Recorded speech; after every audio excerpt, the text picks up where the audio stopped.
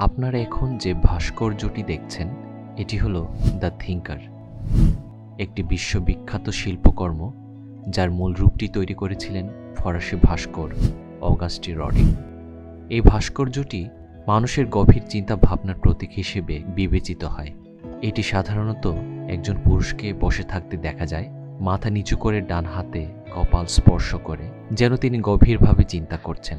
সিঙ্গাপুরের national gallery সিঙ্গাপুরের বাইরে এই আইকনিক ভাস্কর্যটির একটি রিপ্লিকা স্থাপন করা হয়েছে।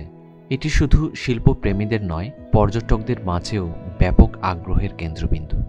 দ্য থিঙ্কারের রেপ্লিকাটি ব্রোঞ্জ দিয়ে তৈরি এবং এটি রডিনের মূল কাজের উচ্চ মানসম্পন্ন প্রতিলিপি। এই ভাস্কর্যটি কেবল একটি শিল্পকর্মই নয়, বরং এটি মানুষের চিন্তা, বুদ্ধিমত্তা এবং আত্মবিশ্লেষণের প্রতীক।